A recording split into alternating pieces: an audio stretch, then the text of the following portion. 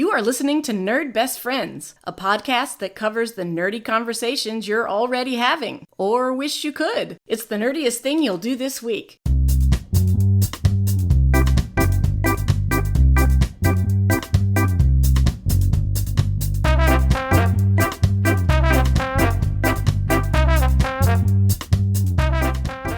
Welcome back to another episode of Nerd Best Friends. I am Annalise, and I'm here with my best friend, Rob. Hey, it's me, Rob, your best friend, your super nerd, and your podcast host.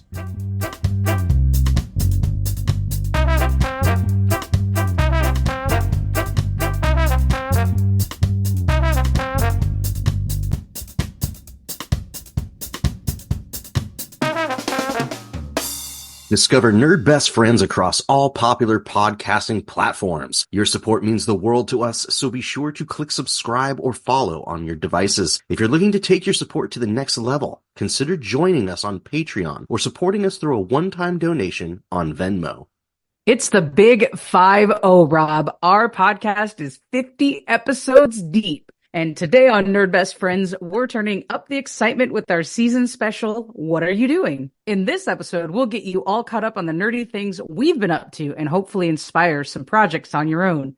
But first, what I like about it. For this episode's What I Like About It, I wanted to talk about cosplay YouTube channels. We had our good friend Allison on the podcast last season talking about awards she had won and the different things that go into like the cosplay stuff that she does for different conventions, very specific conventions that she goes to. She's not alone. Cosplaying is huge. One of my favorite channels is Punished Props, and they do all kinds of projects recreating movie props, recreating costumes from video games, TV shows, all kinds of different things. And what's so cool about these channels is just the craft and detail and skill that goes into these projects. And once you watch a couple, right, it gets in your algorithm. So there's just, especially with like things like YouTube Shorts or whatever, and it's just like constantly popping up things that I never heard of or knew how to do, like wig making and sewing armor and things that look like armor, painting foam weapons so they look not only like they're metal or plastic, but weathered and chipped and things like that. It's so creative, and there's such an artistry to it and skill that I find it fascinating. And it's always in this context of like pop culture movies and nerd things and video games and stuff like that. Yeah, I remember when we had Allison on the show, you were pretty knowledgeable with the things she was doing. And I imagine it's because you've been watching these YouTube videos like as you paint and stuff, right? I just love it when they pop up. Yeah. I mean, when I'm doom scrolling, a lot of my algorithm will pop up stuff like this, probably because of the painting and stuff that I'm searching for, or different pop culture things that I follow. But it always blows me away, the things that people come up with and the way that those, stuff is made. And I think a lot of those techniques that the cosplayers are using are the same things that they're doing in Hollywood, in those prop factories, and in those places where they're building, they're costuming people in suits of armor, whether it be high fantasy, stuff, or plasteel futuristic military gear.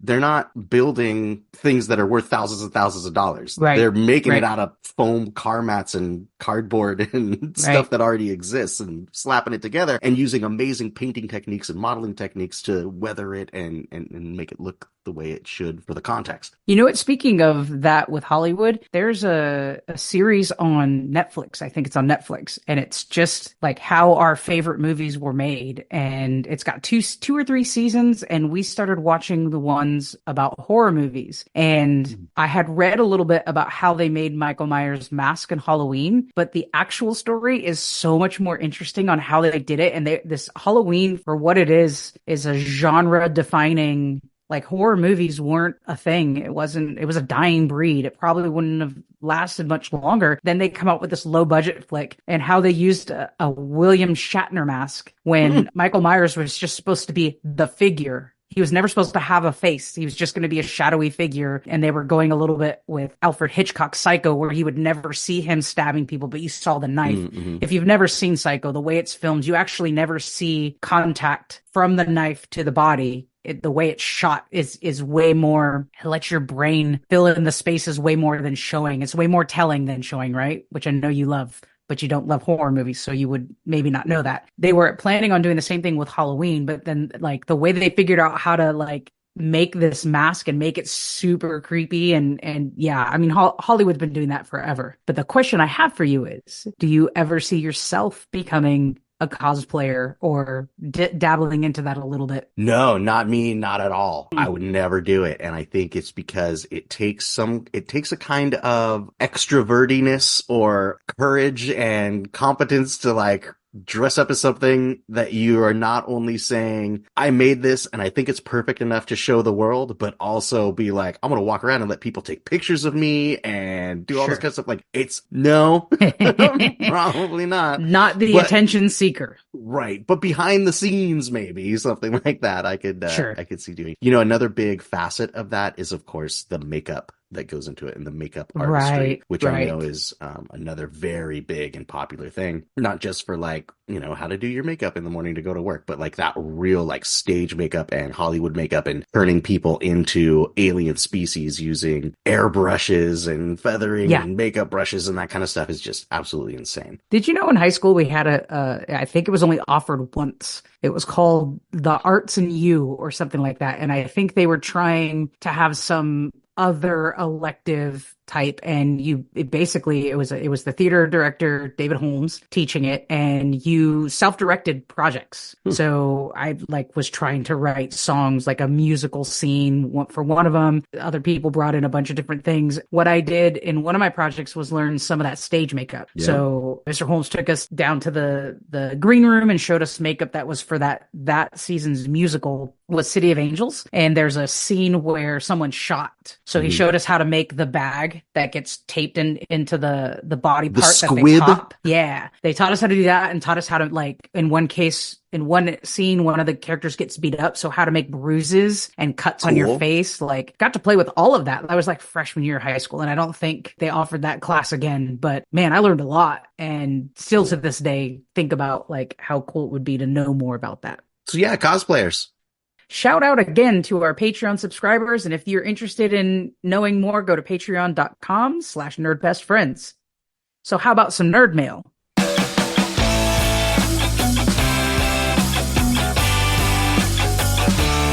Nerd mail. Listener and past guest Stacy let us know two very important things through our TikTok channel. One, there is a Lost Boys musical happening. And two, the original screenwriter of Romeo and Michelle's high school reunion is writing a sequel script to be determined. So thank you, Stacy, for both of those. We'd mentioned Romeo and Michelle. We had a whole episode about it back in season 2 last season. But the Lost Boys musical is interesting. Lost Boys musical is interesting. I mean, I bet Andrew will be into it. Maybe it'll be great. Maybe it'll be better than the movie. I don't know that I want to see vampires singing and dancing about their vampire lives and being Lost Boys. I don't know that's something I want, but maybe I don't know that I want it yet. I will say Stacey has a personal connection to the person who's writing the music for the musical. Gabriel Mann is a pretty popular songwriter and artist out there in Hollywood. It's someone Stacey's known for a long time. So she's following the progress, and there's a little commercial, and maybe we'll put it on our newsletter or social medias for those of you interested in musicals and like the Lost Boys and want to see how they're combining forces. We live in the sewers. We don't play with toys. We're the Lost Boys. Lost Boys. Hey, you should have written it. You got any nerd mail, Rob? We had talked on previous episodes about the upcoming Dungeons & Dragons 6th edition and being excited about that, but also thinking about planning ahead. I might wait till 6th edition comes out on that. And I think we maybe shared some news that we were looking mid-year around May, which was already a postponement for when we thought it was going to happen. Like, I was expecting it to be ready for Christmas shopping at the end of 2023, but then we heard it was delayed till May 21st, and that was also incorrect. Listener Michael sent a article that had just come out recently that had the 2024 schedule of releases for D&D. So I've got that to share from him. The thing that is coming out May 21st, which is going to be the next release, is actually an adventure campaign called Vecna, Eve of Ruin. And that caught my eye. It's kind of exciting because it is built as a level 10 through 20 adventure. So it starts at 10? Yes.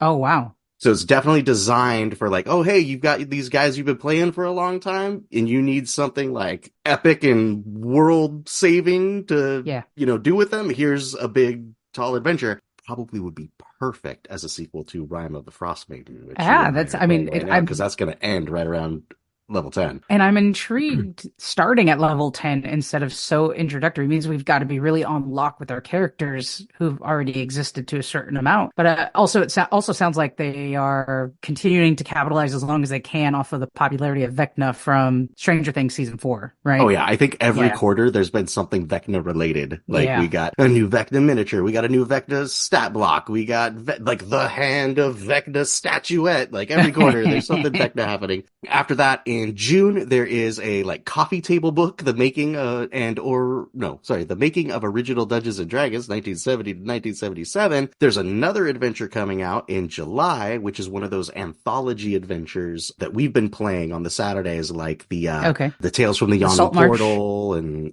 Ghosts of Saltmarsh, where it's a bunch of things that they've collected throughout history and re-skinned for 5th edition, if you will. 6th edition, the new player's handbook, doesn't actually show up until September. Okay, this doesn't make sense to me. It doesn't make sense to me either. It gets worse. Because they're coming out with these new adventures and then 6th edition, which is going to obsolete those things they just published, right? Technically, maybe. Yes. And, you can always do some backwards mapping. Like I'm in a campaign right now where I'm reskinning a 2nd edition game for 5th edition. Like you can do it. Okay. They've got to have releases every quarter, right? They're a company, so they got to make their money. So at some point, no matter what edition it is, the last adventure for that edition is going to come out, right? Yeah, that's a good point. It. But what's interesting about this is when you're playing D&D, like you need the 3, really 2, but you need 3 books. You need your player's handbook, your DM's guide, and your monster manual. That's the foundation, right? So if we've got player's handbook in September, we've got Dungeon Master Guide in November, and we don't get the monster manual until February 2025. How on earth will you?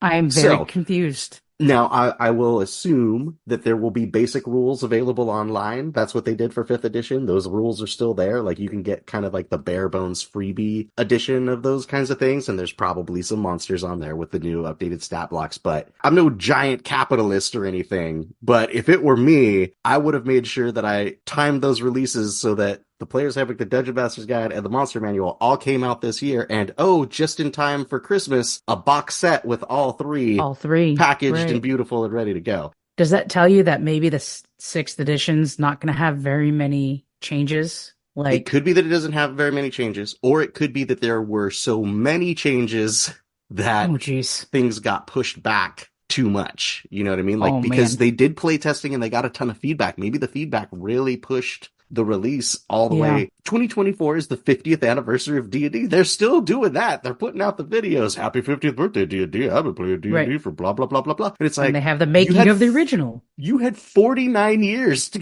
remember this, and you didn't make it. You didn't get your new edition on the anniversary. Yikes. Okay. Well, I mean, thanks, listener Michael, for Michael, sending this in, but not your fault, Michael. I'm not shooting the messenger here, but isn't that buck wild? All this time geared up for the 50th anniversary, and the new edition's like, we might be able to make it by September. Only thing I can think is if we go into this optimistically, they must have something so cool that come September, it's going to be like, you have a couple of months to read this handbook. Now here comes the DM's guide. You have a couple of months to get into this monster's guide, and then you're out running. Like, I'm going to pretend in my head that it's so good that they had to, parse it out is to not saturate everything all at once and overwhelm people. All right. But also, I'm pretending to be optimistic, Rob. So does it change my plans knowing that? Like, because I'd been kind of waiting for 6. I'm like, I'm not going to start anything new because 6th edition is right around the corner. Like, it's already March and that thing's going to be out in May. And it's like, oh no. I'm like, I'm not really going to be able to start until like March or April next year. So. Yeah, that's a good point. Well, okay. So it sounds like they're releasing enough. I agree with you that maybe the Vecna release in May might be a good next step for the Wednesday game, right? Frost Maiden. And then, I don't know. I like the title Quests from the Infinite Staircase. That sounds really cool. And I like those anthology adventures. I've really liked Tales from the Yawning Portal, especially because they were those like historical ones from the 70s and 80s that we were going through. And like, I really enjoyed doing that, looking at it through a modern lens. So I do like those anthology adventures. Yeah. So But they I take think forever to there's play. We've been trying to work right. through those two for years now. And so, I mean, it seems like there'll be enough. I don't know that you'll have to change your plans other than taking what's being given and continuing to wait. We'll have to continue it. That means it's going to be like this time next year when our podcast talks about sixth edition. That's bonkers. We were planning it a year ago now to Right. talk We about it thought this we'd be season. talking about it already. Like we bumped that episode a month ago. Yeah, that's crazy. Well, wait and see, I guess. There you go. There's your Dungeons and Dragons update. That's Nerd Mail. On to the episode. What are you doing? Rob, we have a few categories to kind of talk about what we're doing and catch up our listeners. And again, hopefully either hear back from them on what they're doing or inspire some cool things to share with us. Let's start with binge watching or just watching. What are you watching right now? So we're watching a few things. We're going through. The first thing is the Hobbit movies. So there is this is going to be a long story. Like many of Rob's stories, it starts years ago when when Dungeons and Dragons third edition. No, I'm just kidding. No. This was a summer. Trying to be a good dad, I was putting together curriculum for my son during summer, like making him his own summer, kind of like his own summer school based on his interests and things that he wanted to do. One summer we did classic science fiction and fantasy literature. Like we went through an appendix of must read or like most influential books, things by Ray Bradbury and things like Conan and things like Lord of the Rings and this kind of thing. And one year we did J.R.R. Tolkien. We did The Hobbit and Lord of the Rings. And so he actually went through and read all the books, and I had different assignments and projects and stuff like that. We did a big theme where we had the big poster of Middle Earth that we put up in the house, and we, just make it interesting and interact and, keep the creativity and the reading and writing and stuff going during the summer. Right. And during that summer, we took a trip and we stopped at the Games Workshop store, and sitting on the shelf, of course, they make the Lord of the Rings strategy battle game. But while we were in Hobbit unit or whatever, there was the Hobbit strategy battle game. And it's this whole big box of models and miniatures of Goblin Town, which is a big scene in the Hobbit where, they go into the mountain, they're being chased, and they go into the mountain and they're kidnapped by goblins, and Bilbo goes away, and that's where he meets Gollum for the first time, and there's this whole thing. And in the movie, it is just this epic scene of just millions and millions of these gross little goblins and their underground city that's all intricate with bridges and Rube Goldberg swinging around devices and all this kind of stuff. And we're like, oh, this is awesome, this is perfect, we'll paint this up, and we'll paint it as part of like the end of our unit in August or whatever. Famously, it's so easy to buy a box of models.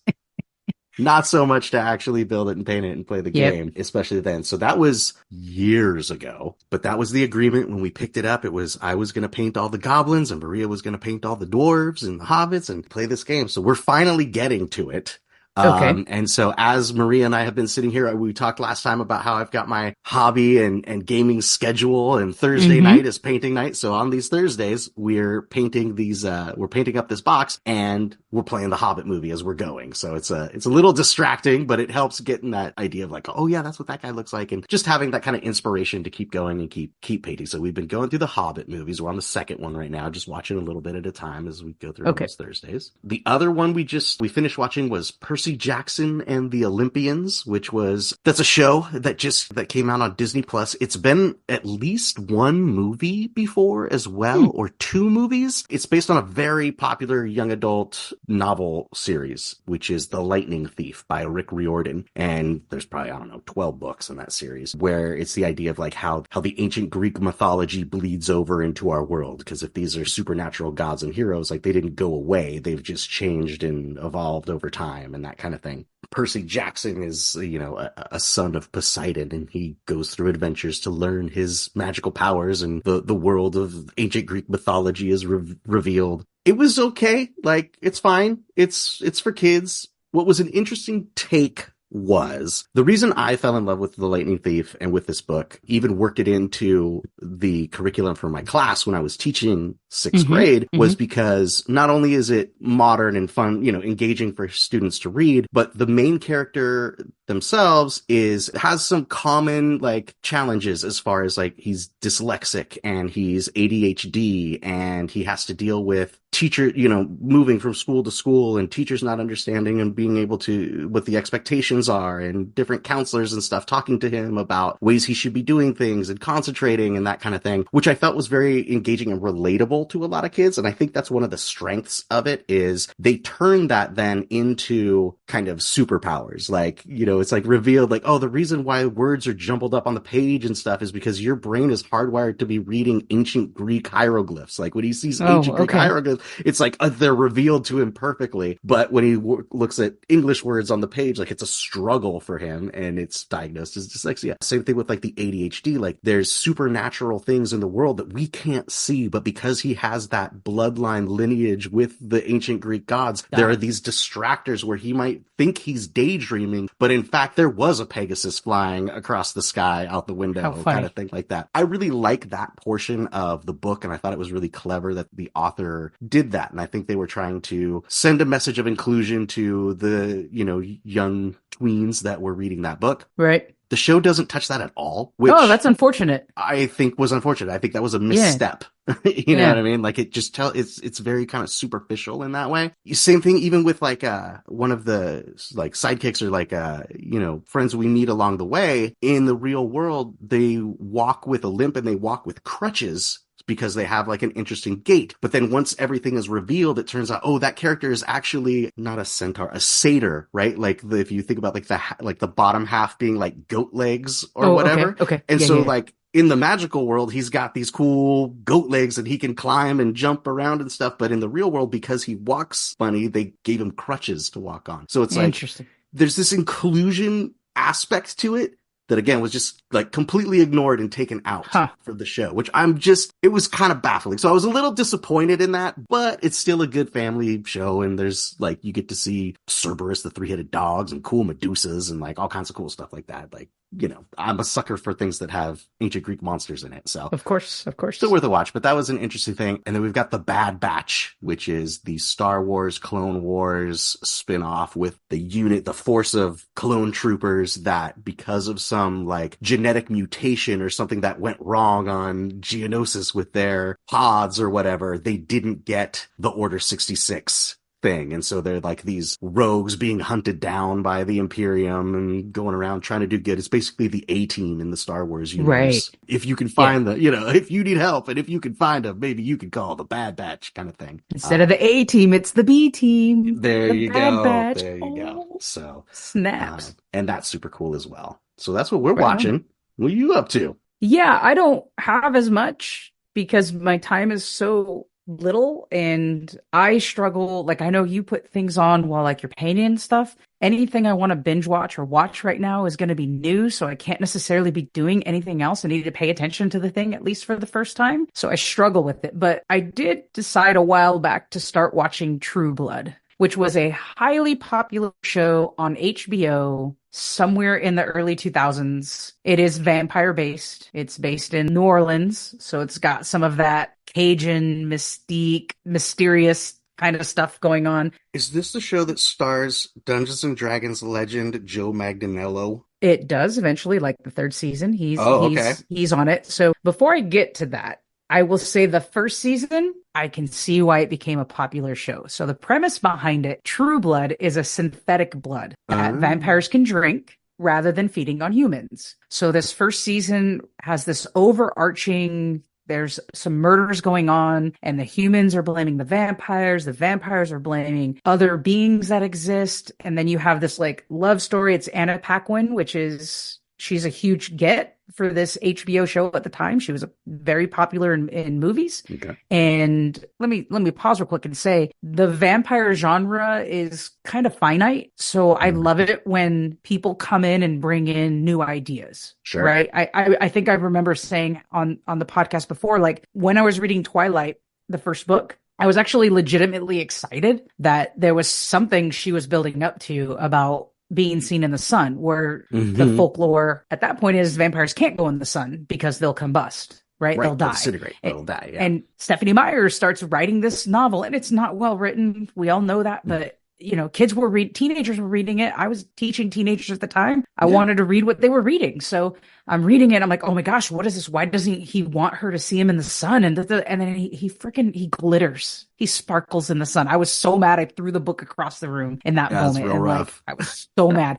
But the idea that something new is being introduced to the genre, right? And so I like this idea of the synthetic blood. I like this idea of Anna Paquin plays someone who learns she has like a fairy or fae background. So her blood is tastier to them because it gives them like extra power. So there's this little mystery that's going on. There's an overarching murder mystery, which ends up being human based. Really good, like whodunit, and gets intense as that. I mean, the first season was so good. They get to the second season and they start bringing in other supernaturals like shifters and werewolves, and our D&D friend, what's his name again? Joe Magdanello. Yes, he plays a werewolf. So packs of werewolves that, everyone against everyone. And they do this really interesting thing about kind of the political thing that was going on at the time with Barack Obama being elected as president, where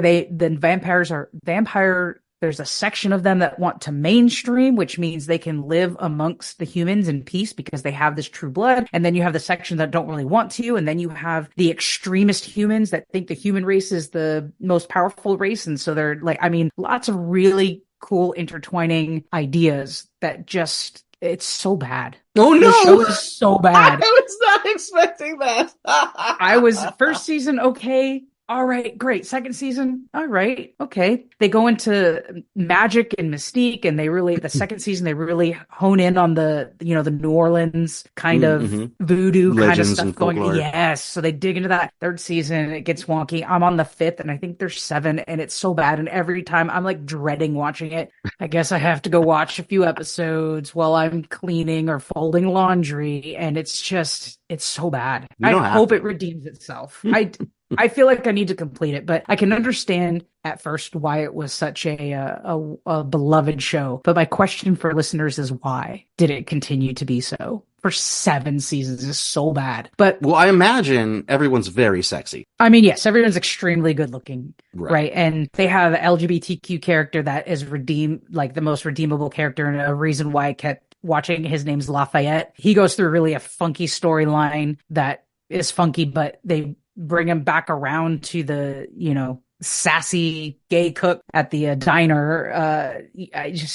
There's a lot of good in it, but it's gotten so bad. Season 5, it's so bad, and we'll wait and see. We'll wait and see if it redeems itself. Otherwise, at some point, I'll be like, I finally finished it, and y'all suck for making me believe that it was this good horror genre show. But I'll finish it. In the name of Buffy, I'll finish it. Oof. Okay. What about the other one? What We Do in the Shadows? Is that one you've jumped in on? Never heard of it. Oh, well, check it out. That is apparently the real good vampire show.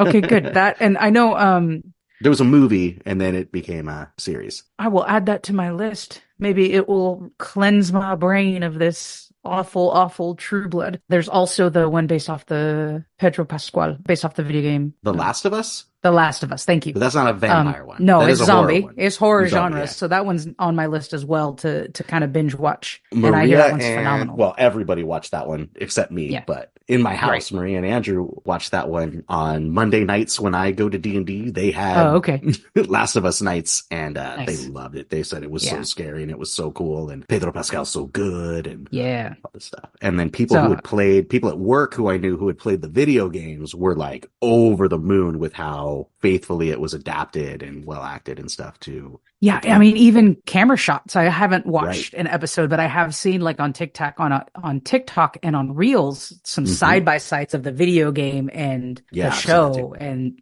I might go to that one next just to cleanse my brain on how bad True Blood is, or the other one you recommended. So thanks for the recommendation there. Sounds good.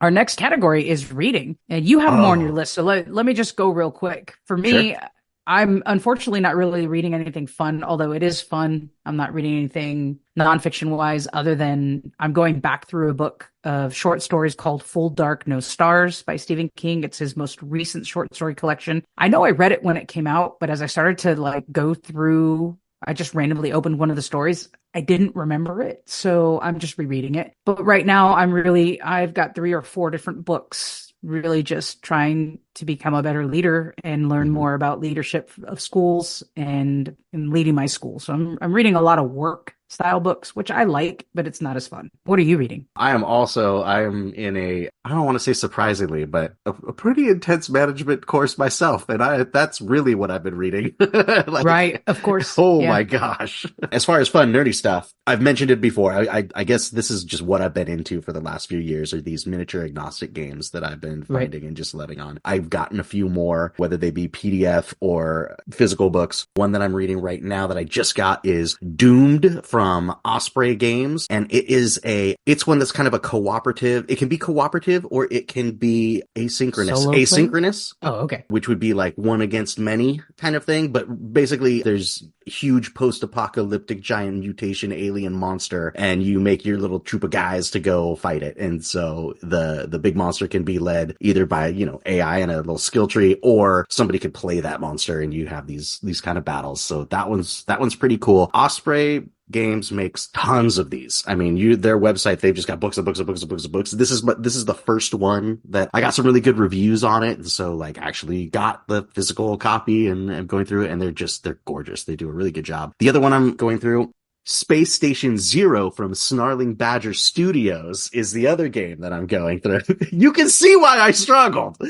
That was amazing. You can see why I struggle. Yeah. That's a cool one because just very different, and it has kind of a whimsy to it. Basically, you're a crew. You've docked on this space station that is also full of like other crews and that kind of stuff, but it's run by this robot or artificial intelligence on this giant space station, and there's something wrong. Like the robots have turned evil and are trying to kill you and these kinds of things. But what's fun about it is there's all these different tropes or archetypes for your crew that you make before you go through the campaign. So you could be a delivery ship and you're a bunch of delivery drivers like Futurama if you want to be, and go through the space station. You could be a military force. You could be a medical ship. You could be pirates. You can be all kinds of things. Like there's just so many ideas of like, oh my gosh, I could totally collect little miniatures for all the Firefly team and make a little space western out of this game, or could collect Games Workshop Imperial Guard models and they could be a military ship and they could crash land and go through this. And what's cool is it offers a campaign inside it. So it's not just like, oh, here's how you play the game and you just put an objective in the middle and go for it. It's like 9 levels of a story that's kind of revealed as you go through these little one-shot battles. The last one I know I've recommended before as well. This is a comic book series. It's called Once and Future from Boom Studios, and it is epic. Like I remember absolutely loving it when I read volume 1, and I recommended it to everybody, and I bought it and gave it away as gifts and stuff. I thought it was so cool. I hadn't thought about it in a little while, and it was actually Andrew, my son Andrew, was like, hey, have you been reading Once and Future? I was like, oh, is there a lot more? He's like, dude, they're up to like 7 or 9 volumes. You got to get in on this. And so sure enough, I'm like, awesome. So I downloaded it all to my Hoopla library app, and I've been reading like an issue a day and on my iPad before I go to bed of Once and Future. And yeah, man, from the art to the characters to the story, it's a banger. You mentioned it a while ago. Yeah. You just didn't pay attention that they were writing more, or just fell off? No, I mean, like I had read that first one. I was like, wow, this is really good. And then I just, I started reading something else, or, something new and shiny and fun came before my eyes and I jumped over to that. Well, I just say wow, because you're usually right on it with that stuff. In fact, you tell me often like, oh, hey, there's this new Buffy series coming out. Here, try this. And I'm like, I had even no idea. So yeah, I'm glad Andrew was on I it. don't feel like a lot of people have been talking about it since the debut. Like nobody's coming back and be like, wow, it's really hitting its stride in volume 3 or anything like that. No, it's just quietly been doing its awesome thing, I guess. Well, I'm glad you refound it. What have you been playing? What's been on your tabletop? So we have our regular games. There's a lot of Dungeons and Dragons going on, right? Yes. So the Monday night game is Where Black Roses Bloom. And that is this 2nd edition game that I've been reskinning for 5th edition. So in this one, there is a figure from another plane that is broken through into another material plane. And that's causing issues on both sides with the rift in time space. And so, the heroes have to come and put that person back into the world they belong. And if that plot sounds like the Barbie movie, it's because that's the exact same plot from the Barbie movie. Okay. Next seasons, I've seen this before, the Barbie movie, and where black roses bloom. And the D&D adventure that I made for my character. As I'm sitting there watching the Barbie movie going like, wait, what? That's Wait a second. Oh. So the question becomes then, you've been playing that Monday night game pretty much since it was second edition, right? Seems like, yeah, since first edition came out for sure. In my story, the heroes are the Will Ferrell character is how that's going. They're trying to put Barbie back into the real world, but in this they're case, all the man. Lord Soth. Yeah, they're the man. Yep. All right. That's the Monday game. Yeah, more D&D. On Tuesdays, we had taken a little bit of time off. We finished up our Tuesday campaign of Curse of Strahd that we've been playing for a few years. Took a few months off, and now Michael is ready to dive in again. So he's getting the group together again, and we're going to start Waterdeep Dragon Heist, which is another D&D published adventure. Wednesdays, we've got game that you're in, which is Rime of the Frost Maiden. I'm having a really good time with that one, and just all the... It's one of those that we've talked about before where the environment is one of the main antagonists of the story. And I think every decision, it's perfectly met between role playing and environment role playing. Every decision is just dripped in the environment and the harsh world that the harsh world that's going to kill you no matter what you do. Actually, when we left off, we're in some deep danger. So that's funny because we tried to play every other week, but we've had to cancel a couple because of scheduling conflicts. So where we left off, one of the characters got separated from the others in a blizzard, and it's not. I think about half the people in there are very convinced that we're never going to see that dude again. I have faith. Luckily, it was one of our best D&D players. So I've killed him before. It's also a D&D player who's used to having to make a new character. So I'm not afraid. That can go either way.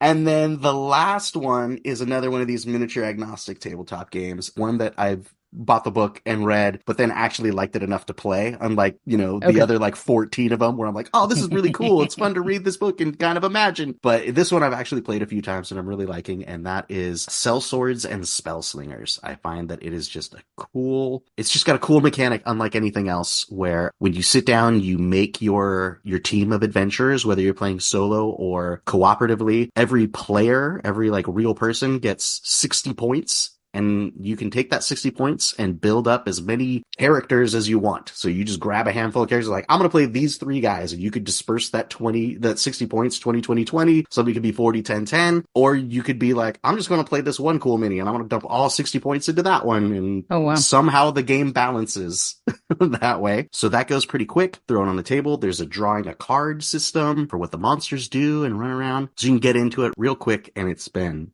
Oh, and then the mechanic is there's a push your luck dice roll. So for each of your characters, you can roll up to 3 d20s. You don't have to. You can roll 1, 2, or 3 d20s. Okay. For every 8 or above you roll, your character gets an action. For every 7 or below, you have to draw a card from the enemy deck to see who takes your chances on the thing. So you take your chances of if I want to do this, I need all 3. Come on, big buddy. Or you're like, I'm almost dead. I'm going to roll 1 and not press my luck kind of thing. It's got that kind of wild cardness to it. On every turn can be different and not very repetitive or samey. So I'm really liking that one and trying to get as many opportunities to play it as I can. Nice.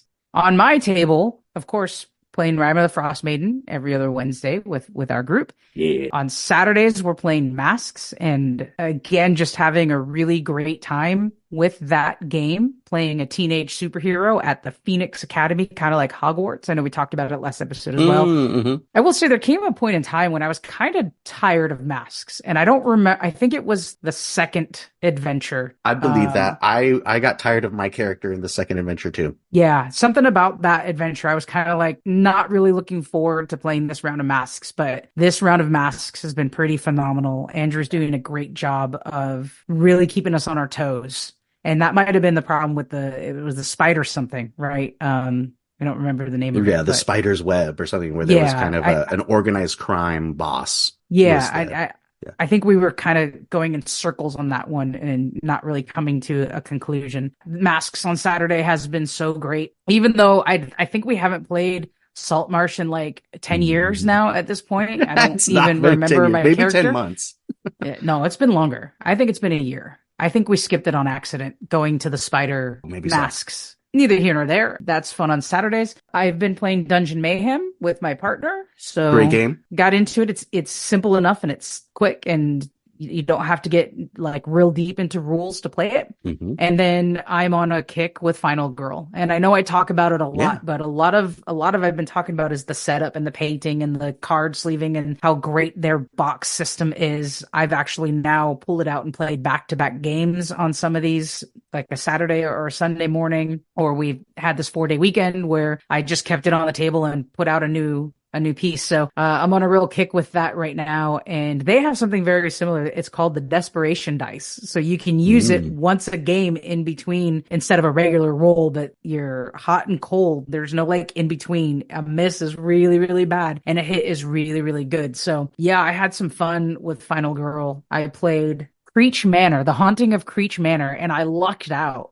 because that one's different. The Final Girl is not going to be able to kill this poltergeist. Okay. You have to find the little girl who's lost in Creech Manor. You have to find her and you have to escape with her. And there's only a couple ways you can get out of the building. She could be in any one of these three places. The poltergeist can like jump to you at any given time. And one more hit, if she had one more round, I would have been done for. I luckily pulled the helicopter that sits on top of the building. I was able to get a whole bunch of victims up to the attic off on the helicopter. And then the little girl, Carolyn, happened to be in that room. And then I was able to just roll and sprint away to the exit. Like it was luck, but man, it was so fun. This is such a good game. I'm glad it's got such replayability and that you're going through all the minis that you, does having the miniatures painted inspire you to keep playing? Because you're like, well, I painted up this next set. I can't wait to get them on there. Are you thinking about it? Does it help? If you weren't a mini painter and you just had the gray plastic sitting in there, would you be as excited? That's really hard to say because, right, I have the personal connection to them now because I painted them, right? Right. And especially, like, I played a couple of Series 1 games that I hadn't played yet. So I hadn't seen those minis in a long time since I've painted them. Like, oh, look at this. I think the game would still be fun even without minis at all because I have the little meeples, right? Like the mechanics of the game are fun, but I do think that having painted them makes it more 3D, more real. And there's actually someone on Etsy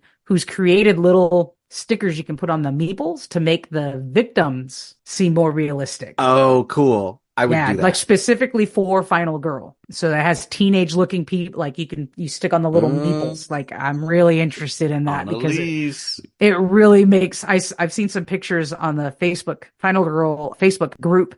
Some people like it really brings the victim count to life, if you will. Like it's pretty intense, but man, I had such a good time. I actually might try to squeeze in 2 more games this evening, but we'll see. Very cool. I think masks. I just kind of want to go back to masks. That Powered by the Apocalypse system is just so interesting. It's so good, but I don't know who do you recommend masks for? Or who do you recommend that engine, that Powered by the Apocalypse engine? Because it's flavored in different ways, right? Like we are playing the teenage superhero version, but there's also like a Ghostbusters version or a action scientist version. Like there's different skins on it, but it all has that base, like here are the basic moves. Here's how you roll. I will say playing masks has helped me become a better role-playing. I agree. I think that's where its strength is. Yes. So what I want to say is I think it's for anybody that maybe isn't comfortable or used to role-playing games. But the caveat is you can't have a group of people who are all new or not. Right. You have to have someone leading this game that can tell stories right off the top of their head, right? Yeah. Because the mechanics of it are simple. You roll 2d6 and it's either you make it or you don't make it. And here's the list. So the person running the game manager has to be able to flavor that out in a really good way. So if you have someone who can tell stories off the top of their head and flavor things out like that, I think it's anybody who is interested in role-playing games but might be intimidated by all the mechanics of D&D. Sure. All the different roles and rules and dice, and then adding the role play factor on top of that. It's a lot to juggle when you're a new D&D player. I'm still not great at it. I'm better at role playing now, and I'm better because of masks. I'm also better because we took a character from 1 to 20. right? I learned Sure. that arc, and now I've learned like, oh, Rime of the Frost Maiden, I only have 10 levels to do this. It's finite. So now I'm quicker at trying to build this character's quirks and personality and story arc. I think it's good for anybody. It's good for anybody that wants to try role-playing games and really doesn't need this But that bucket wants to of role rules. play. Because I think the specific there is like somebody who maybe isn't a great role player, but wants to be a better role player. Because if you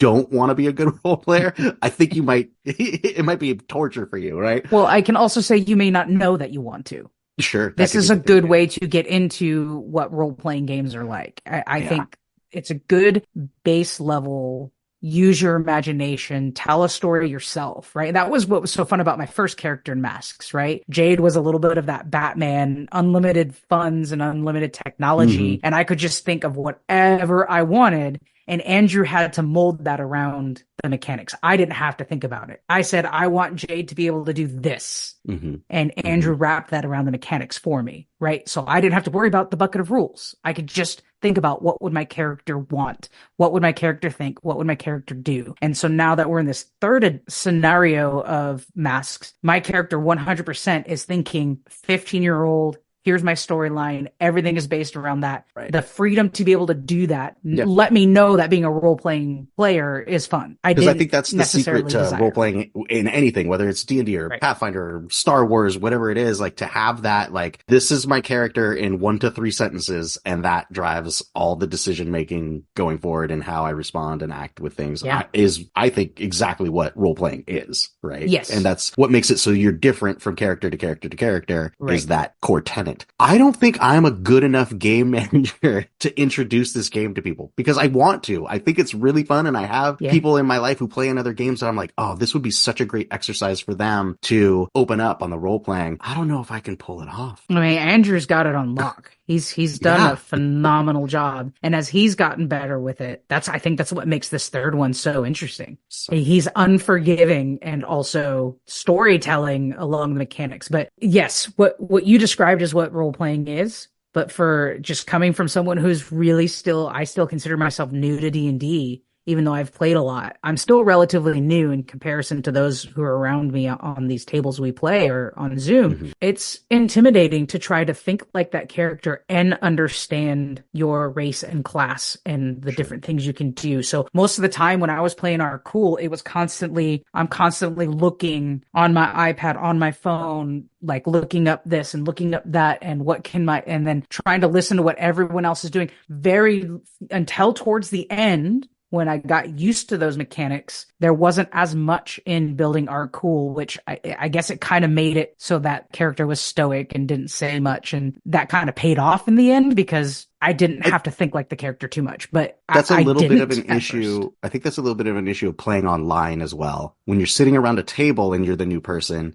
you can just concentrate on your silly voice and your funny decision or like whatever that you want that character to do. And then when it comes time to like, okay, roll acrobatics, you're like, oh, where's that? The person next to you be like, oh, right there. And you're done. That's, you know what I mean? When you're all alone in your house with nobody, you know what I mean? Like I can see that would be like, oh my gosh, I have to pay attention and I have to know where this stuff is because no support here. I'm just on the other end of this camera, sitting in a room by myself. And I would like when a new power, when our Cool got a new power, like the one of like walking on the walls and stuff, I just did it every time. Not because necessarily it ended up being how our Cool would think and act, but also just like, hey, I can do this thing. I'm going to walk across this water because I can. Mask. I think anyone who likes telling stories, and I will argue to say they don't have to know that they want to be a role player yet. This is a great way to find out if it's something for them. Cool. What a tangent. What have you been listening to? That's our next category. What have I been listening to? I mean, I listen to a lot of music, but in particular, how I answered this category is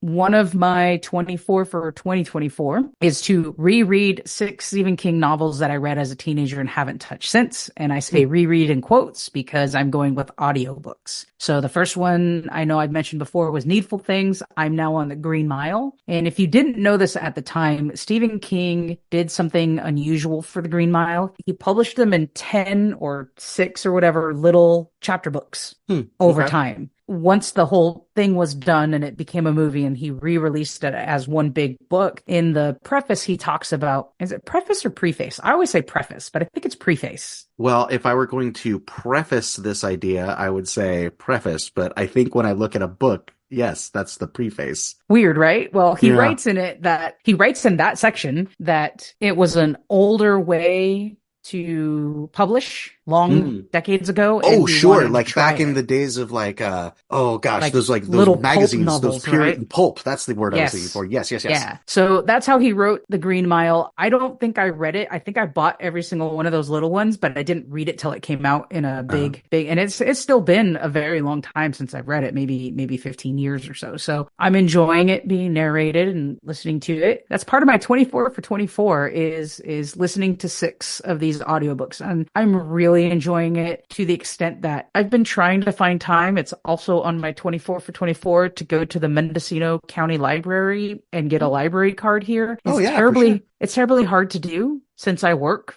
7 a.m. to 7 p.m. most days. And then on the days I have free, like President's Day, they're also closed. So, Oh, right. right. So, and they're not open on the weekends because it's, I'm living in a smaller area and it's not open on Saturday, Sundays. So I can figure that out because I could really use Hoopla right now 100%. and looking up these audiobooks and stuff. But that's what I've been listening to is audiobooks. What about you? I've got a few things. I also have an audiobook I'm working through right now. It's called Soul Wars, and it is, so I've mentioned, and it's going to come up again. It's going to come up a lot because it's taking over my life, is this subscription thing that I got with the magazines where the models come every month and the paint and stuff. This right. Yeah. I think you got suckered Warhammer into thing. from Instagram. Yes. So I've been working through that and I was like, oh, well, I could learn more about Warhammer Age of Sigmar because they have like millions of novels. So I looked up like what's, the most popular Age of Sigmar, book, and it came up with Soul Wars, and you're going to learn all about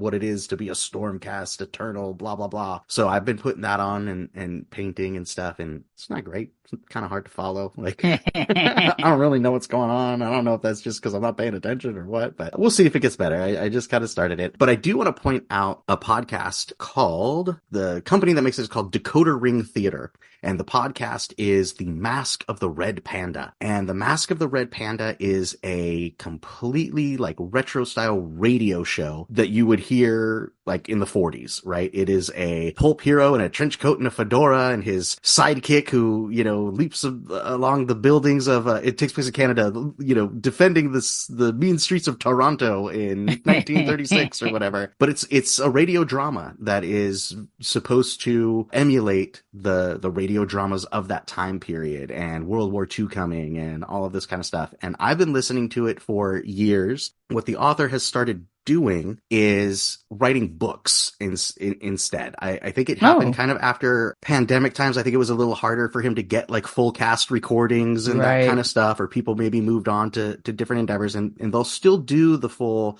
audio, like the full audio drama kind of types of things maybe once a year. But in all the other times, he's writing books for these characters and so it's really just narrated by him, but he'll release a chapter a week.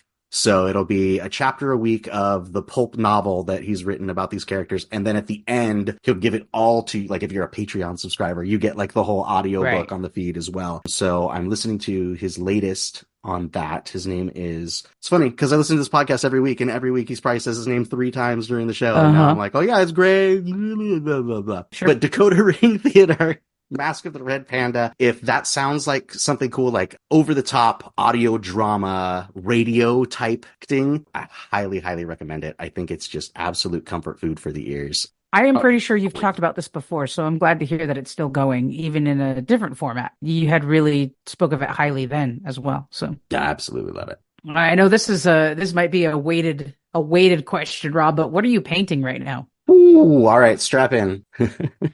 Here we go. I got a lot of irons in the fire, as usual. One thing that I've recently finished up was the first 2 boxes of the big Conan game Kickstarter Season 2 that I finally received like a couple years ago. Just dozens and dozens of models. I finished that up and took the pictures and put them on my 24 for 24 Trello board and all that kind of stuff. That's a recent victory. And then, of course, this Stormbringer subscription thing from Warhammer that I've got. Of course. Because it is every week And it is coming, so it's like, okay, it's Thursday, time to open up a package, build a miniature, and then over the week it's like, okay, prime it, and okay, like undercoat it, okay, blah, blah, blah. So I've been working on that, but that's still, because I'm trying to be very systematic with that one, it's still leaving me time here and there. I had mentioned earlier the Goblin Town Hobbit strategy board game. Right. So I'm painting all my goblins for that, and there's a million of them on these. Oh my goodness. So Rob is holding up a tray that has probably like 30 goblins with 40. one giant one. 30? I'm going to guess 30. 40. 40. I'm sorry. Uh-huh. Yikes. Yeah. Yeah, that's good times. Oh, buddy. So working my way through that, and then I'll bookend it with another victory. The one that I've actually finished is called Swamps of Doom, and it was a terrain set that was made by that Dungeons and Lasers company that we've talked about a few times with their like gigantic Kickstarters and stuff that they did. And that one was fun because that was a collaboration that Maria and I did over the last few Thursdays, where we have like Thursday painting night. It's pretty cool. It's a swamp set with all these gnarly trees and some like rotten docks and a lot of, swamp or jungle type bushes and trees and foliage and stuff like that. And so we divided it up and painted it together, and we just finished that up, set it all out on the table and took pictures. And I think I'm going to play some Cell Swords and Spell Slingers on it while it's out. Just heck fun. Yeah. But it's awesome. We'll share it on our Instagram. It came out really nice. Y'all did a really good job. No, thanks. What about you? You getting any time to paint? Very little, because I've been playing so much Final Girl, but I do have the set of Come On Games, Stranger Things, the Upside Down, that's really, really well done minis based off of the first 2 seasons of the show. So the kids are younger, right? And Elle has no hair with her little hand out in her little dress. So it's been fun to paint that, but it's the only thing I have because it's been raining nonstop and cloudy and overcast nonstop for like 6 weeks here, going on maybe 2 months. So I have 5 zillion Marvel zombies, the Zombicide Marvel zombies to prime. I have Horrified American Monsters, which I got from Target when they went on sale in December, like for Christmas. Okay. It went on sale. Cool. I haven't seen that one yet. I have the whole Munchkin Dungeon. Oh, did that come? Yeah. And then I still have the Return to Dark Tower Covenant expansion, which I showed you some of them. I haven't been able to prime them or slap chop them. So I have so much. That's a real concern because it's wintertime, which means the sun goes down quicker, right? So it's like the sun's down by the time we get home from work. So it's not like you got a nice sunny day during the week. And then weekends, it's wintertime. So it's probably cold or rainy or snowy or whatever it's going to be. Yeah. And that's not great either, even for doing it in like your garage, unless you're, have like UV lights and heat or something going in there. Nope. But this is why so many people will get and learn how to use airbrushes, because you can prime minis with your airbrush and you can do like highlights and stuff with your airbrush. And so many of us gamers, so many of us like miniature hobbyists live in like the Midwest and that kind of stuff, that's right? True. Like that's true. Like we're kind of the minority in California, like, in Southern California, Northern California, all like, everybody's playing sports and surfing and mountain climbing. We got way more sunny days.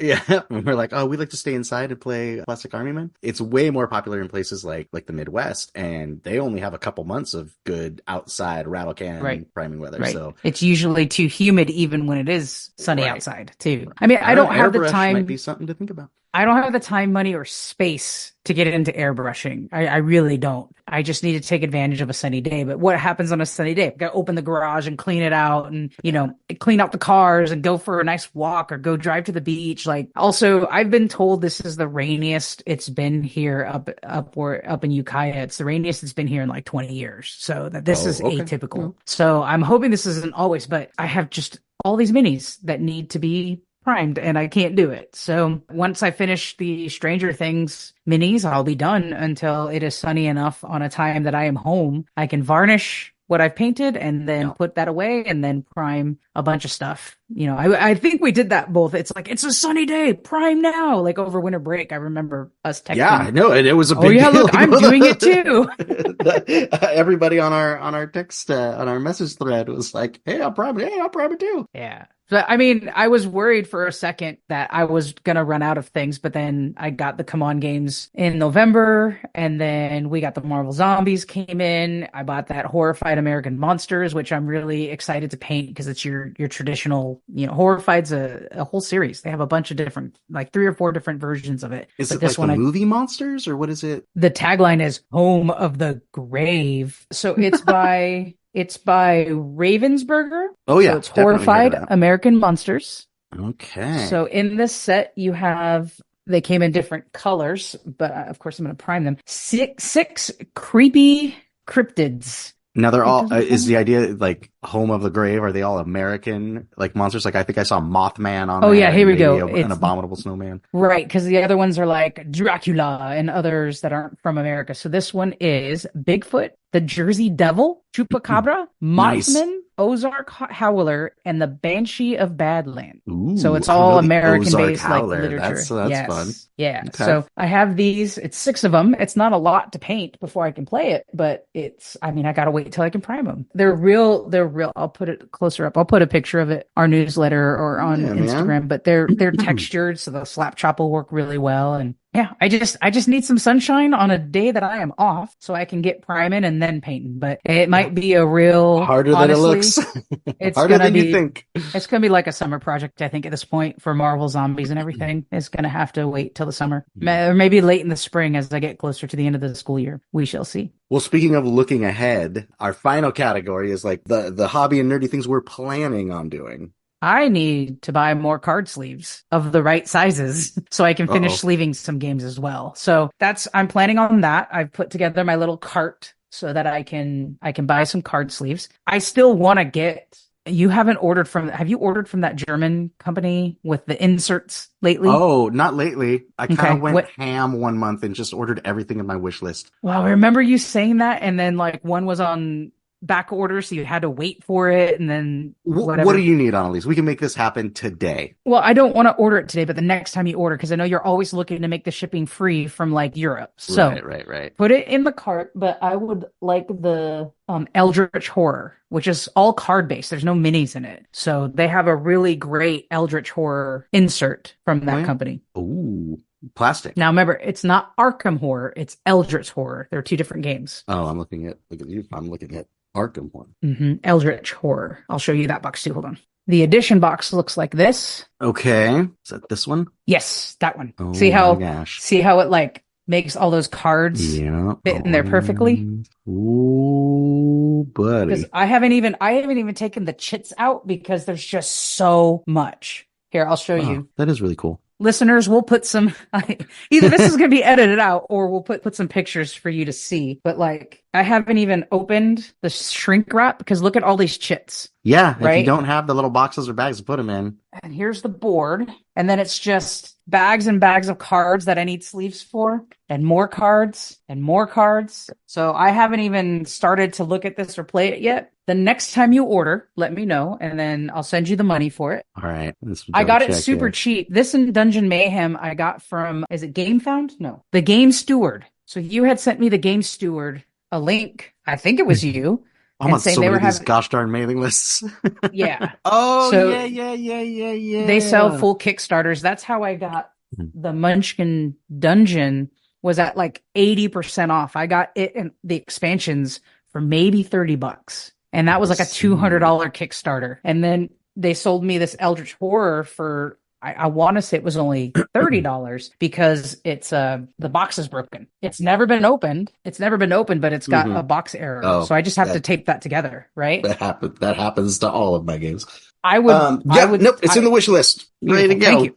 So that's what I'm planning. Card sleeves and organizers really to get me ready because I am out of room in the nerd room. I'm out of room. I am bursting at the seams. You have no idea what out of room looks like. I still see mine goes to the ceiling, Annalise. Okay, I still see room towards the ceiling. You have bigger shelving systems. I don't. When Final Girl Series 3 comes, I'm in trouble because I'm out of room and I've got stuff I'm bursting at the gills here trying to figure out how to get it all to work in here. So what does that have to do with card sleeves? Well, it's part of all the organizing and trying to get things situated and set up. And I can get rid of my drawer of card sleeves once everything's sleeved and put something else in it. But I'm just trying to figure out space in the nerd room. And that includes organizing the games and getting them ready because it's so much easier now that Final Girl is all set up just to pull it and play it, right? I want to play Eldritch Horror. I can't get to it. I think it's even a solo play game. It has a solo play function. I can't get to it until I know it's organized. I can pull it out and play it, right? It's just in my head. So that's my future planning. It's really become my weekend hobbies, is to spend some time in the nerd room, putting things up on the walls and trying to merge through all the junk and what can I get rid of and how can I reorganize. And then secondly, I want to get through every feature film and every final girl before series 3 comes. So those are my future plans for now. Obviously work on a podcast. I want to get back when we finish this season, we're going to go back to the drawing board and maybe come up with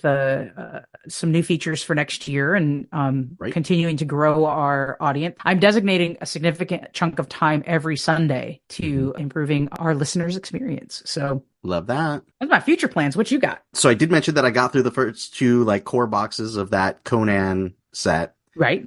Well, there are 2 more boxes, expansion boxes. There's the Shadow Kingdom, and there's one that's just full of like big monsters. And what's cool about the ones with the big monsters are that they're refreshes or they're reprints from another game. So my favorite game that Monolith makes is Mythic Battles Pantheon. I mentioned earlier in this episode how much we like Greek mythology and gods and monsters and stuff. So in those, you have like Poseidon, who's a giant Cthulhu monster, and you've got Atlas, who's a giant like 4-armed dude, and they're big size miniatures. In this latest like season 2 of Conan, like it gave you stats for those monsters so that you could use them in the Conan game. But of course, when you get the all in, you get those miniatures as well. So I'm going to end up, when we get our next Kickstarter from Monolith, which is going to have all the expansions for the Mythic Battles Pantheon, we're going to end up having 2 copies of each of those huge, big mythic monsters. Yeah. So that'll be fun because that's a game Maria paints. And so what I'll do is we'll prep those and then we'll paint the same big giant monster at the same time, and be able to be like, oh, how are you going to do it? How am I going to do it? And like see our differences there and that kind of thing. So I think that'll be fun for us. And yeah, I got to get through the Conan stuff so I can get to the He-Man stuff, so I can get to the Star Wars stuff, so I can get to the Mythic Battles Ragnarok stuff. Cause it just never stops. Well, can I say I am so looking forward to seeing the He-Man stuff. There's like a 5-year-old in me that's like, can't wait to see how well your Castle Grayskull comes out and your Skeletor, and like I'm excited to see that and pictures of that, and maybe at some point coming over and playing it. Like I can't wait for that one. So I think, and I've been dreaming about that as well, and I think I'm going to paint them as bright and smooth as possible. Like I think I want them to look like the old toys, the old action figures. You know what I mean? Like I'm not gonna slap chop them and get all kinds of like shadows in the recesses and that kind of thing. Like I think I'm gonna like prime them stark white and paint him up like the Mattel action figure it was meant to be. Except for Castle Grayskull. Ooh, Castle Grayskull will be a different thing, because I've been thinking about that too, and how I'm going to like dry brush and layer up that weird green color over the sunken eyes and stuff. So I'm excited about that as well. I had a goal on my 23 for 23 list to read through all of the Dragonlance novels from the original authors, because they had come out with their new trilogy. And so it was like, oh, it's the 25th anniversary or the 30th anniversary or whatever it was. So read through those, and I marked that as done in 2023 because I read them all, but the last one hadn't come out yet. Okay. The final of that new trilogy is called Dragons of Eternity, and I guess that's going to be out in August. So I'll be able to read that book and then cross that off of 2 years worth of lists. Well, that's it, nerds. That's what we have been up to. What have you been up to? Or did we spark something for you to try? Write to us. Let us know. Be nerdy.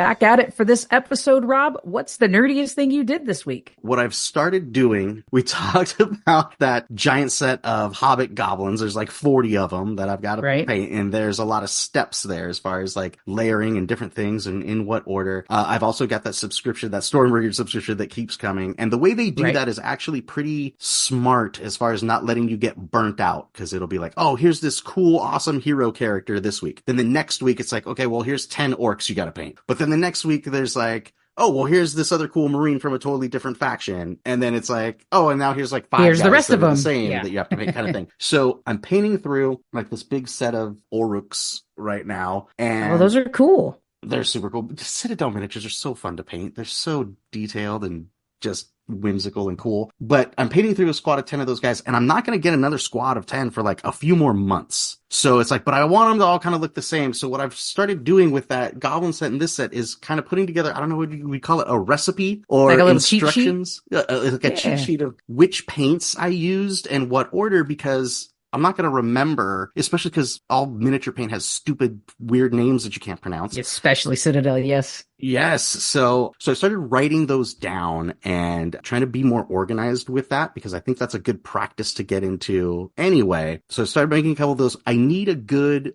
so now my next step is to find an online or a digital platform for this kind of work. So something where it's maybe a picture of the models and then all the steps or something like that. So I found an app. It's called My Miniature Paint or something like that. My Miniatures. Oh, Paint My Minis is what it's called. Ooh.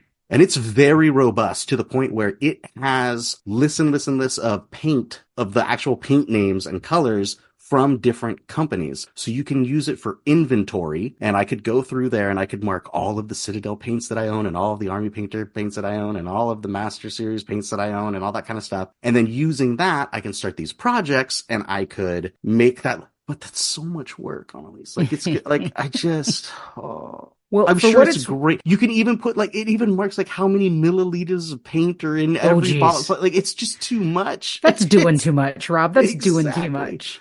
For what it's worth, I told you before my 24 for 24, I haven't even made a list on Trello because I'm just losing myself on my phone all the time. So I had asked a few people that I know do handwritten goals and whatnot. And actually, intern Joan said that she goes on Canva and finds things on Canva to print out and then write things on. So if that helps you any, Canva may have something where you can keep it digital. You can keep it as a file on your screen where you put in the picture and put in what paint you used for different parts of the clothing. Download a PDF of it and put it in like a drive folder or something.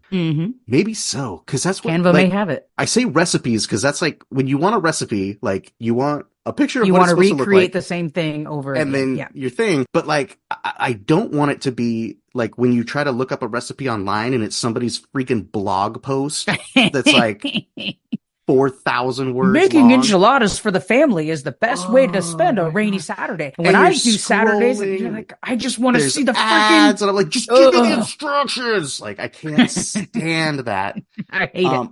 And what's funny is that's how some miniature tutorials are too. Like if they're not video tutorials on YouTube, they're just like that. There's these giant blogs where it's like, oh, here's a picture of this stuff. Then let me tell you my life story about what was going on for me in 2013, blah, blah, blah. Oh, and here's another picture of the next step. I'm like, are you kidding me right now? I colored the duck blue because I'd never seen a blue duck before. And I wanted to see what one looked like. The saga will continue. See if I find the perfect way to keep track of these, miniature painting steps or these recipes that I'm creating. I can't wait to see what you come up with. All right. I spent so much time this week lamenting over these Bose, I guess, ear pods that I have had for like over 20 years and researching replacements. So let me go backwards to go forwards. Here's my life story. Here's my blog post, if you will. Yep. The short version is I first invested in Bose headphones when I was in my master's program because I had to take an ethnomusicology and music history and a few classes like that where I was listening to a lot. So I bought some like noise canceling.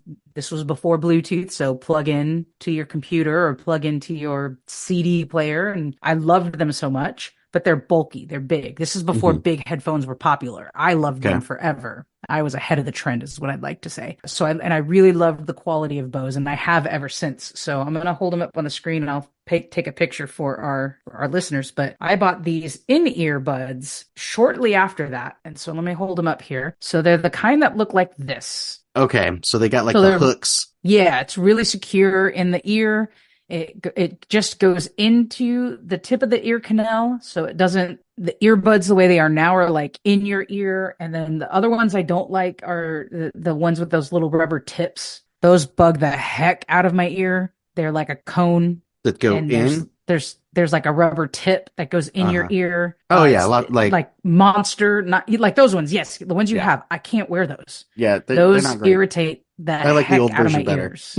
Yeah, I still have. Those were the best ones. I loved that version of the AirPods before they had the rubber tips. These, yeah, I'm constantly adjusting these. This is the newest. The AirPods that I have are the newest of this kind, but it doesn't have the noise canceling. It doesn't it's a few generations old, but I'll keep them because they don't bug my ears like the ones I can't even wear the ones that you have. So these, I've been using these forever. I've been using these to edit. I would take these on to travel with me. These have been to like Europe. This is what I would plug in to the airplane. I had the airplane adapter, and they've been slowly just starting to go and fray. And I have officially lost the right ear. It is done. Bummer. It is fried. And so I've been looking for a replacement. I've spent so much time this week trying to find a replacement. Bose has some interesting options. A lot of them have that kind of ear tip like you have. A lot of them are Bluetooth, and I really want a corded. When I edit, having a corded headset is so much better than the Bluetooth. I'm so sad. I've had these for like 20 years, and I half want to like write a post to Bose lamenting about it, thinking maybe they'll have a solution for me. But yeah, that was my week, is really just, I can't believe these went out, and finally I have to look for new ones, and I haven't found anything that I want. And I definitely don't want like Beats because they're so bass heavy. I'm not a big fan of the sound. It's between that and then the saga of trying to get the TV mounted and above the fireplace in my living room. Which we hinted at last episode. And the long story short is we're renting a house up here in Ukiah to start. And the couple that own the house, the wife works on my site. And she's a lovely family liaison for us. And the husband is a contractor. So he like upgraded this house on his own. I know you've seen it. Like the kitchen is super nice because they were living here. They bought it and were living here and upgraded all the things. And he's really good at it. He happened to be coming over to fix the sliding door because the little lock mechanism stopped working. And he saw that I had tried to mount the television. I used a stud finder, couldn't find the stud. When I thought I found it, all of a sudden, I think I was hitting the brick of the fireplace instead of the stud. Like probably put 6 holes in the thing, and I had measured it all poorly, and I'd given up, and you ragged me for it on our last episode a little bit. But he happened to come over like the next day, and he looked at it and he saw like we had patched up the holes and stuff. He wasn't upset about it. We did, we patched up the holes, made everything right. And he looked at it and he goes, "Where do you want it?" I said, "Well, it needs to be on the stud." And, he's like, "It's right here." Cheat code. He's the one that put them up. So sure, he built it. So he knew exactly where it was. But he's like, here, he takes out his measuring stick or his measuring tape and just boom, boom, boom, and put the TV up in maybe 10 minutes. Yep. I mean, it's supposed to take like a regular person under an hour. This dude who's a contractor, 10 minutes. And how long did you work on that? Yeah. Oh gosh, an entire day. Getting frustrated and having to quit, and then like trying to find the stud. And then he also said, coming from a contractor, don't trust stud finders. He said the only one he ever trusted was a super expensive one, which finds the metal in the nails that are in the stud. So that's the only one he ever trusts. Otherwise, he has other ways of figuring out where they are. But it's been a frustrating week for me. But you got a TV up now. And that TV is up and mounted, and I got to watch the 49ers lose the Super Bowl on my mounted television. Yeah, lamenting over these headphones. Bose, help me out. You don't have anything like it right now, and I don't want Bluetooth, and I've got to move on, I guess. On the next exciting episode of Nerd Best Friends, we embark on an epic journey through the world of video games. From classic arcade favorites to the latest virtual reality sensations, we'll explore the evolution of gaming, discussing the industry's impact on pop culture and society at large. Get ready for an immersive discussion filled with nostalgia, insights, and maybe even a few friendly debates as we level up our gaming knowledge. Whether you're a seasoned gamer or casual observer, this episode promises to be pixel-perfect adventure you don't want to miss. If you want to keep up to date on Nerd Best Friends, hit that subscribe or follow button on your device right now. We appreciate our fans, especially the ones that share our podcast with others and give us that 5-star rating wherever they get their podcasts. We are at Nerd Best Friends on social medias, and you can send us a message through podcast@nerdbestfriends.com. These are the best and easiest ways to grow our nerd family. Amazing, Rob. Thank you for catching up with us. Yeah, that was fun as heck. Yeah, thank you for catching up with me. I guess I should say, and us, the listeners. Well, until next time, stay nerdy. Thanks for listening.